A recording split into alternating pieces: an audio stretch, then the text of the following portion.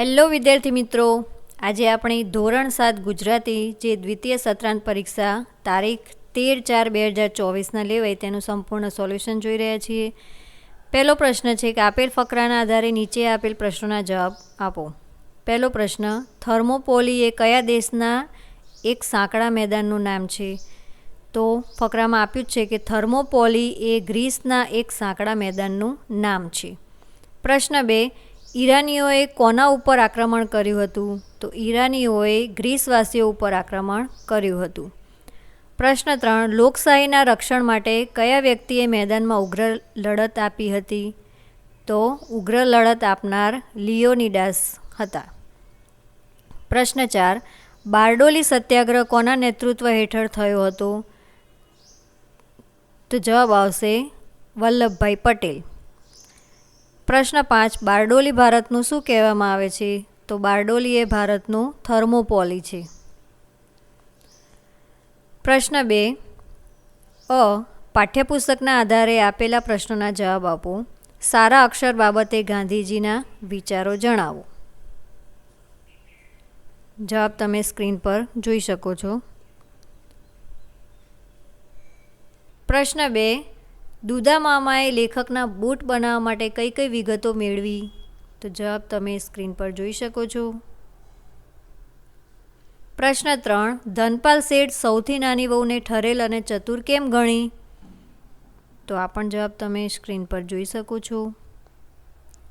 બ વિભાગ, પાઠ્યપુસ્તકના આધારે આપેલ પ્રશ્નોના જવાબ આપો.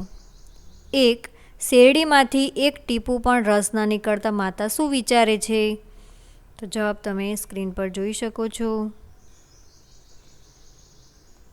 પ્રશ્ન 2, કવિ નમેલી ડાળીઓ દ્વારા શું સૂચવે છે? તો આ જવાબ પણ તમે સ્ક્રીન પર જોઈ શકો છો. પ્રશ્ન 3, પાઠ્યપુસ્તકના આધારે આપેલા પ્રશ્નોના જવાબ આપો. પહેલો પ્રશ્ન, જીવરામ ભટ્ટ શા માટે કાગળ પાછો આપે છે? તો જવાબ તમે સ્ક્રીન પર જોઈ શકો છો. પ્રશ્ન 2, શેઠે ઘરના કોઠારનો કારભાર કોને સોંપ્યો? શા માટે? તો આ જવાબ પણ તમે સ્ક્રીન પર જોઈ શકો છો. બ વિભાગ, પાઠ્યપુસ્તકના આધારે આપેલા પ્રશ્નોના જવાબ આપો. પહેલો પ્રશ્ન, રાજાએ પ્રભુની ક્ષમા યાચના શા માટે કરી અને ગ્રામ માતાને શું કહ્યું? તો આ જવાબ પણ તમે સ્ક્રીન પર જોઈ શકો છો. પ્રશ્ન 2, મનુષ્યના મનમાં સવાર કેવી રીતે ઉગે છે? તો જવાબ તમે જોઈ શકો છો. પ્રશ્ન 3, કવિના મતે ઉદ્યમી માણસ કોને કહેવાય? તો આ જવાબ પણ તમે સ્ક્રીન પર જોઈ શકો છો. પ્રશ્ન 4, તમે તમારા ગામની સહકારી દૂધ મંડળીની મુલાકાત લો, તેના વિશે તમારા વિચારો જણાવો. તો આ તમારા મૌલિક વિચારો લખવાના છે.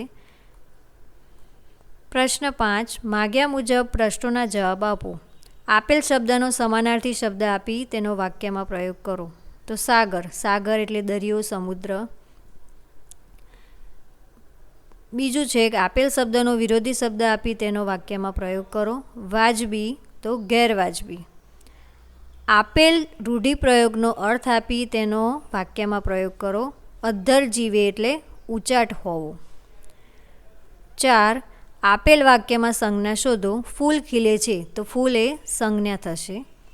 5, આપેલ વિશેષણનો ઉપયોગ કરી વાક્યમાં પ્રયોગ કરો. તો નાનું, નાનું શબ્દનો ઉપયોગ કરીને તમારે વાક્ય બનાવવાનું છે. પ્રશ્ન 6, નીચેના બિલની વિગતો વાંચી પ્રશ્નોના જવાબ આપો.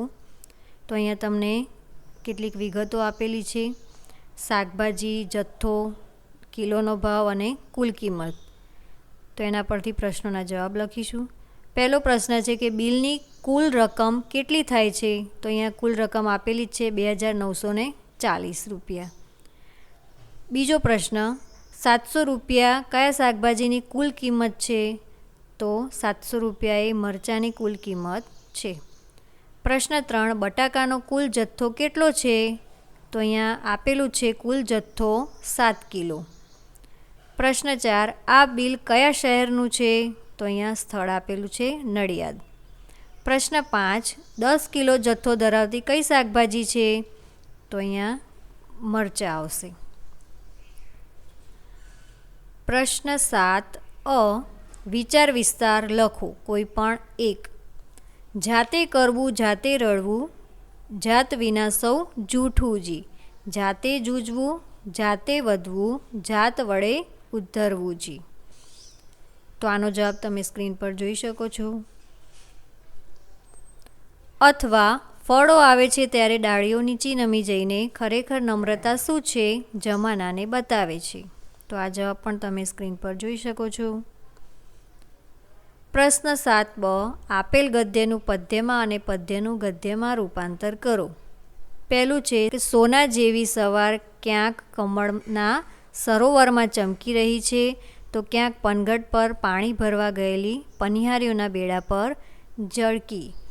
તો કાવ્ય પંક્તિ લખવાની છે જે તમે સ્ક્રીન પર જોઈ શકો છો. બીજું છે એકલ દેતા દાનજે એકલ જૂજત જંગ, એકલ જગ નિંદા સહે એ વીરોને સંગ. તો આનો જવાબ પણ તમે સ્ક્રીન પર જોઈ શકો છો. પ્રશ્ન 3, ચે ઠરે દુખડા ઠરે ઠરી જાય ખટરાગ, પણ ઈર્ખાની આગ ઠારે ત્યામ બમણી બળે.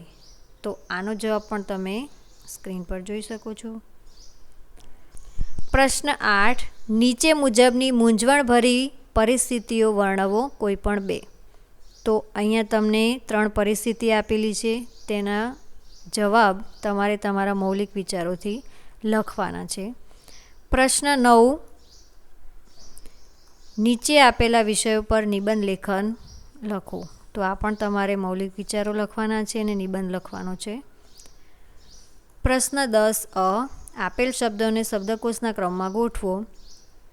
તો દૂર, નુકસાન, બંધન અને શરત એ રીતે થશે. બ વિભાગ, આપેલ શબ્દ જોડકા વાંચી બંનેના જુદા જુદા અર્થ આપી વાક્યમાં પ્રયોગ કરો. તો સંત એટલે સાધુ માણસ જે હોય એને આપણે સંત કહીએ, અને સત એટલે સત્ય, વેર તો દુશ્મની, અને વેર એટલે લાકડાનો ભૂકો, મંદ એટલે ધીમું, અને મદ એટલે ભારે ખુમારી અથવા તો કેફની પ્રબળ અસર, ગંજ એટલે મોટો ઢગલો, અને ગજ એટલે હાથી. પ્રશ્ન 11, નીચેનું સમયપત્રક વાંચી જરૂરી વિગતો તારવી પ્રશ્નોના જવાબ આપો. તો અહીંયા તમને સમયપત્રક આપ્યું છે, એની જરૂરી વિગતો આપણે ધ્યાને લઈ અને પ્રશ્નોના જવાબ લખવાના છે. પહેલો પ્રશ્ન છે, કઈ ટ્રેનો 12 કલાક લે છે? તો અહીંયા તમને આપેલું છે. તો પહેલું છે કે બિકાનેર એક્સપ્રેસ, અને બીજી છે અમદાવાદ મહાત્મા ગાંધી જે 12 કલાક લે છે. પ્રશ્ન 2, ઉજ્જૈન એક્સપ્રેસ કેટલા વાગે ઉપડે છે? તો અહીંયા સમય આપેલો છે સવારે 7 કલાકે. પ્રશ્ન 3, હાવડા એક્સપ્રેસ ટ્રેન નડિયાદમાં કેટલા વાગે પહોંચે છે? તો અહીંયા સમય આપ્યો છે 6:45. પ્રશ્ન 4, બપોરે 1:30 કલાકે કઈ ટ્રેન ઉપડે છે? તો અહીંયા 1:30નો સમય છે ગરવી ગુજરાત. પાંચમો પ્રશ્ન, પહોંચવામાં 4:30 કલાક કઈ ટ્રેન લે છે? તો અહીંયા 4:30 કલાક કઈ ટ્રેન? તો ગરવી ગુજરાત. તો અહીંયા આપણે પેપરનું સંપૂર્ણ સોલ્યુશન જોયું. તો અમારી ચેનલને લાઈક, શેર અને સબસ્ક્રાઈબ કરજો. ધન્યવાદ.